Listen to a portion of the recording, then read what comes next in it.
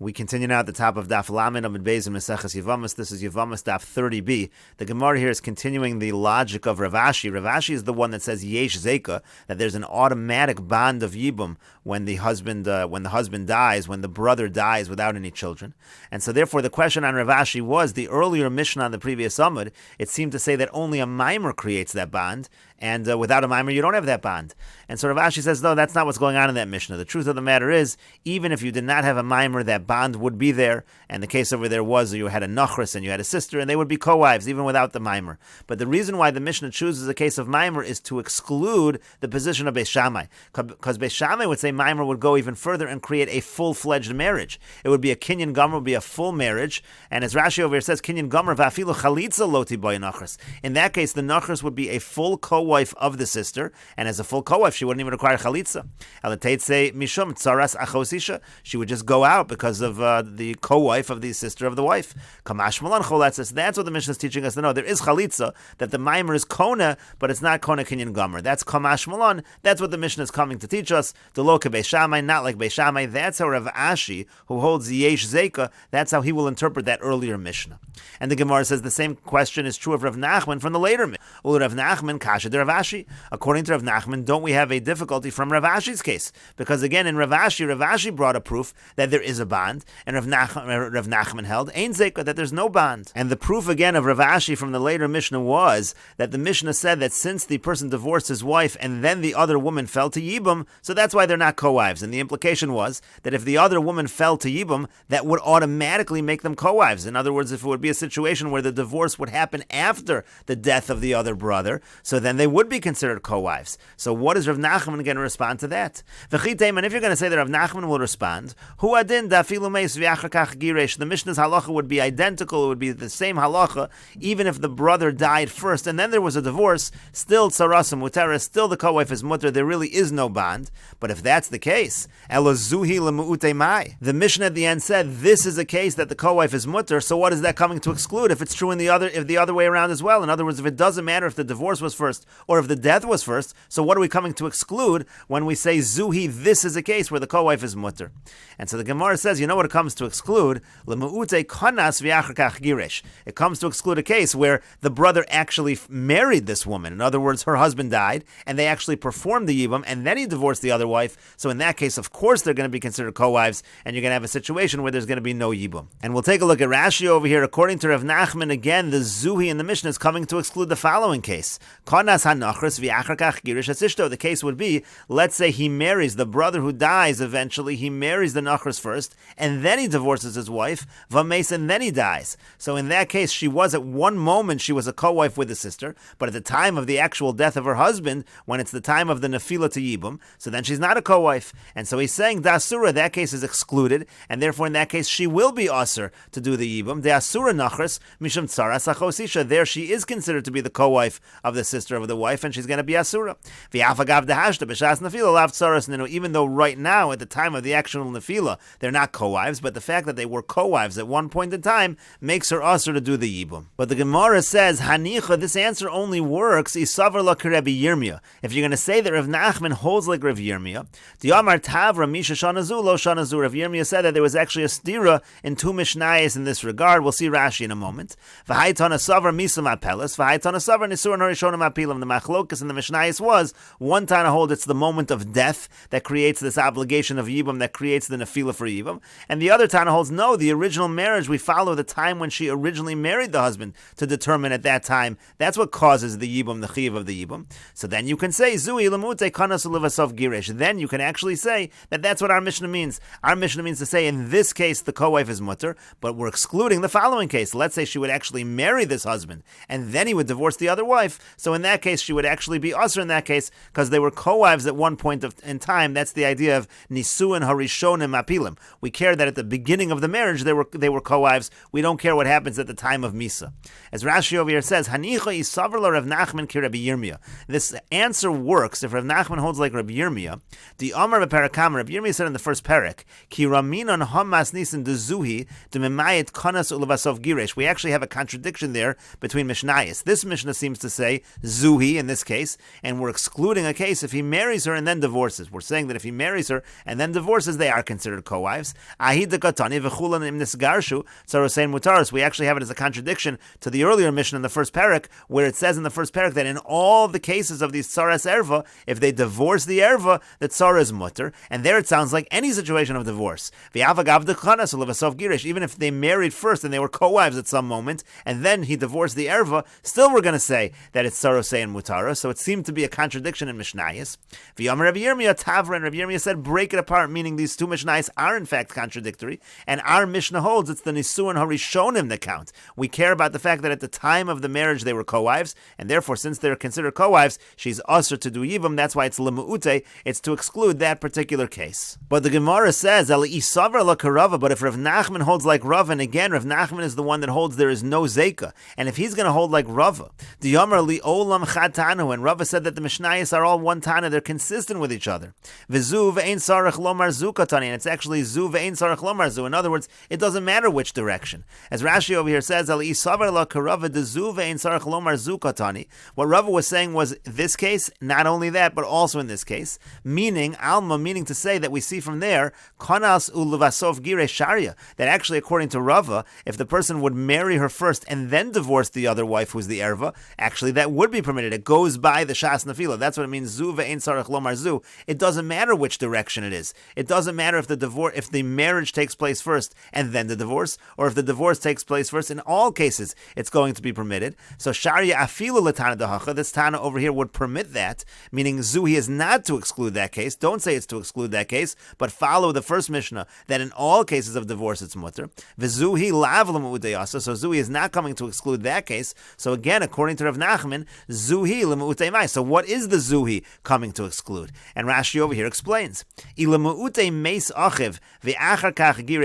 it's to exclude the case of, let's say, the brother dies first, and then he goes ahead and divorces his wife, and then he goes ahead and marries the sister-in-law, that can't possibly be, because now we're saying, according to Rava, that even if he actually marries her and then divorces, she's still permitted, because it goes by the shas nefila. We only care about the fact that they're not co-wives at the shas nefila. So giresh v'achar kach you don't even need to tell me the other case. If he divorced her first, so then there's no problem whatsoever. At the time of the nefila, they're not co-wives. That's all we care about. So maybe you'll suggest it's to exclude the following case. What happens is the person who married the nachris, he dies, and the one who is married to the achos isha, he does not divorce. And then he dies. So in that case, you'll say that the nachris is not allowed to perform the yibum. Why? Maybe you'll say that's a case of tzara bezeka. In other words, the case was where you have a situation where the nasui nachris, he died, and so she now falls to yibum, and the one who's married to the sister of the wife, he never actually divorced her, and so they were bonded together as co-wives in because of the zeka. So then maybe you'll say in that case, that's where we're coming to exclude that the nachris is aser.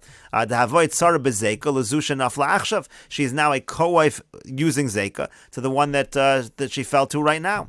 Biod balachai, while the husband was alive, arei lo nisgarsha. At that moment, they weren't divorced. Uvishas misa tzarosin, at the time of the death, when it's time for her to go to yibum, they actually are co-wives. Uvaham modi Rava, and you'll say that in that case, Rava will admit. In other words, Rava will admit in a situation where there's no divorce, there's just a zeka bond between the nachris and the sister. Rava will admit that in that case she's aser, but the problem is that's all good for Rava, but it's not good for Rav Nachman.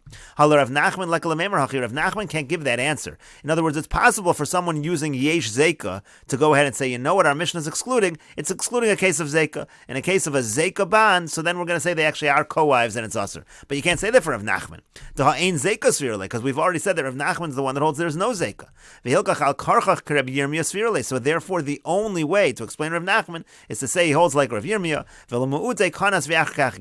and that would come to exclude a case where he marries her and then divorces the other wife, Diamar nisuin mapilim, because he's going to say even though divorce, it's not going to help because it's at the time of the marriage they were co-wives. At that time of when they married, it was a case of, they were co-wives, and it was a case of tzaras erva. And so again, that's the question of the Gemara, according to Rav Nachman, if he's following Rava, zui l'mu'utei mai. So what is the zui in our Mishnah coming to exclude? We can't come up with any case.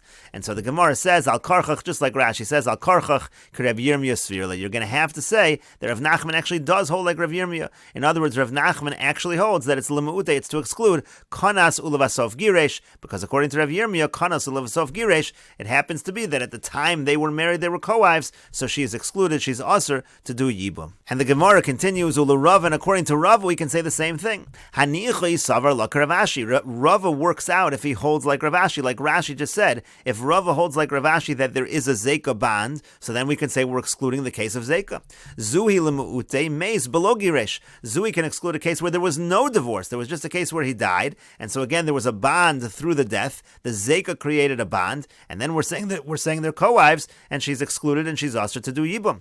Eli isavar like Rav Nachman. But again, if Rava holds like Rav Nachman that there is no zeka band, and Rava again, like we already said, Rava cannot say it's to exclude kanas ulevasov girish, because he said as long as there was any kind of divorce at the time of nefila, then she's going to be mutter. So zuhi lemu'utei mai. So according to Rava, what is the zuhi coming to exclude? And the Gemara says the same thing. Al karchach keravashi svirla. You have to say that Rava actually does hold like Ravashi, and therefore there is a zeka bond, and it's coming to exclude that case. The zeka can make them co-wives and make it usher for the nachris to do yibum. And the Gemara continues with the Mishnah of V'chulan and all of the cases of arayos that you can have by yibum. In other words, a case where the brother dies and now his widow, his wife, is going to fall to a brother, and it's a problem of erva. In all of these cases, shahayu ben kiddushin ogerish and besafik. Let's say the marriage to that particular woman who is the erva, the marriage or the divorce was a suffix, so we don't really know if they're married. So hareelu hatzaras cholzos v'lomas yavmos. So then the co-wives will do chalitza and will not do yibum, because we have a genuine suffix over here. In other words, we don't know,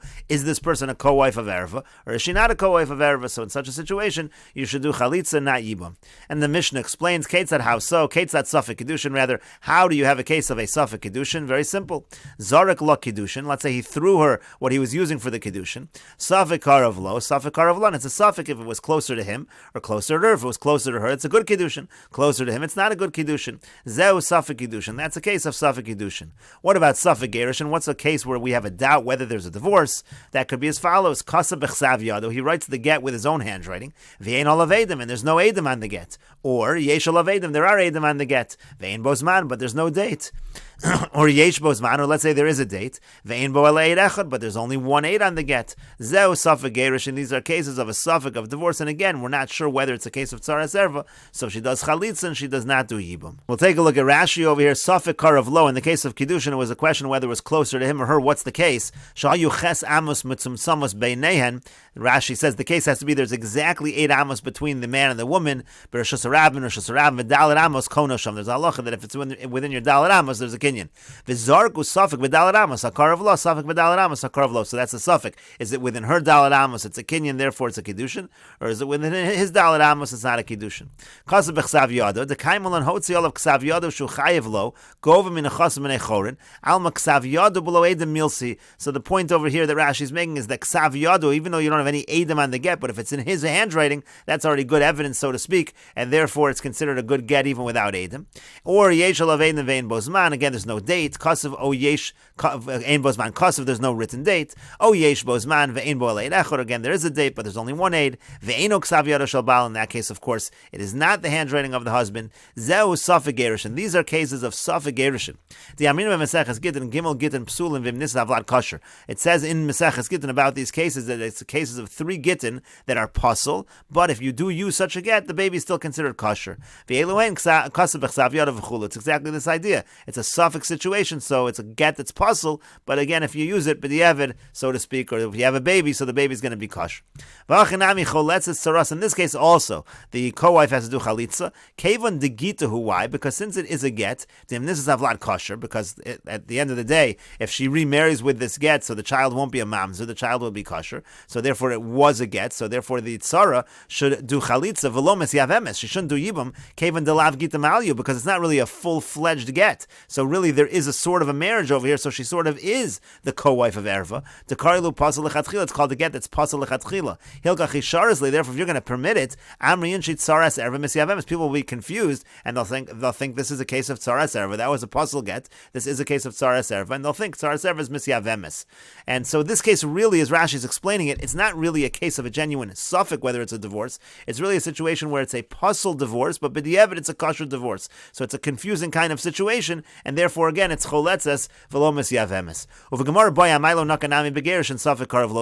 will ask a very simple question: why not come up with a simple case of suffix gerushin? It's a suffix whether the get was closer to her or closer to him, the same like the Mishnah said by Kiddushin. And the Gemara says, as Rashi pointed out, v'ilu begerushin, whereas by gerushin, suffix karav lo, lo katani. The Mishnah does not give a case where he gave the get to his wife, and it's a suffix if it's closer to her or closer to him. That apparently does not qualify as a suffix situation. My time, what's the reason? Amar Rabba says, Isha zu becheskas heter l'shakomedes, because this woman, it's talking about this woman whose husband died, so she really is a chazaka. She's presumed that she's allowed to marry anyone because she's presumed to be a tzaras erva, and there's no situation of yibum or chalitza over here.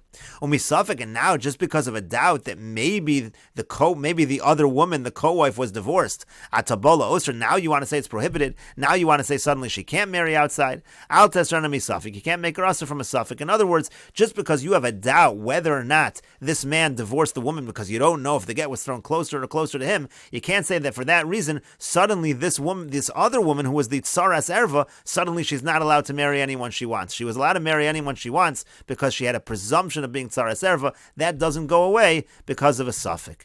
As Rashi over here says, Amar Rabba says, Isha zu bechezkas heter l'shukomedes kodem lachein. Before this whole divorce thing happened, so she was ready to marry anybody. Im yamas bal, if her husband died, she's a tzaras erva, she can marry anybody. Sharei tzaras erva, she's tzaras erva.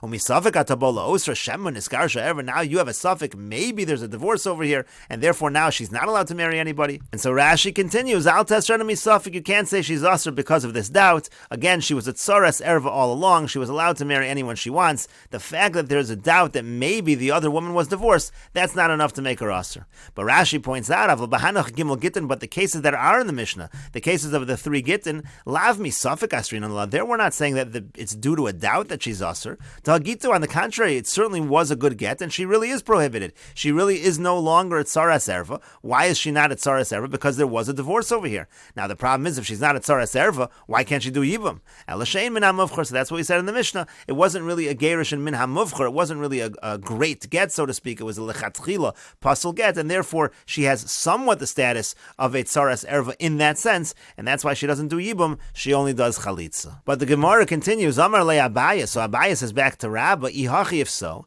by Kiddushin also we can use the same logic. Name, we should say as follows: Isha zu bechezkas heter liyavamot. This woman had a presumption that she could marry the brother-in-law because again she was not a co-wife. Umisafik atabola osra, and now you want to say that she can't marry the brother-in-law because maybe there was a marriage to somebody who was an erva, maybe she's a tzaras erva. Al tesrena misafik, don't make her usher from a suffix. You should allow her the same thing. We should say that she's actually allowed to do yibum to the brother. And so the Gemara says, no, hasam l'chumra. Over there, though, we're actually being strict in that particular case. And what the Gemara means to say by l'chumra is that in the case of the kiddushin, so all we're really telling the woman is she was going to do yibum, and we have a situation that maybe she's a tzaras erva, so we say instead be machmir and do chalitza. That we're willing to do. But in the case of gerushin, where she was mutter to marry anybody, there was no situation of yibum or chalitza, so there we're not going to ask her misafik. But the Gemara continues, Hai chumra da'asili de kulahu. This chumra over here is actually a chumra that can end up coming into a leniency. In other words, if you're going to say to this woman that she should not perform yibum because maybe there was a kedushin with erva and maybe she's a tzaras erva and therefore you should do chalitza, that actually can end up resulting in a kula that's unwarranted. How so? Because zimnin da'azilhu mekadesh lo lachosa kiddushay vadai. Because sometimes what might happen is the same person who married the erva in a suffix kind of fashion, he's now going to go ahead and he's going to go marry the sister of that suffix woman, and he's going to do a real kedushin. V'inami, or what might happen, zimnin da'asa acher. Maybe someone else will come along, and he'll be mekadesh that same woman a kiddushay vadai. Now, v'kevan da'asar lamar litzar liyavume. Now, since the master decided that this co-wife should not do yibum, that we want to be strict over here, so what are we going to think about that? If we're being strict and we're not allowing yibum, so people will say the kama kiddushin, that the first one must have been a good kiddushin. That's why we're not allowing Yibum. We're being strict on her to not allow Yibum because maybe that first woman, that Erva, really was a Kiddushin. And then people will think, the Basra Lav Kiddushin. People will think that the later Kiddushin was not a Kiddushin because you tried to marry the Erva sister. It's not going to work. You can't marry two sisters. Or somebody else tried to marry the same woman. It's not going to work. She's already a married woman. People are going to think that the first marriage was effective based on the fact that you're being strict on the co-wife. That can actually mess up a subsequent marriage because they think the first marriage was effective. And we'll continue with this discussion in the next video on Daf Lamed Aleph Amud Aleph.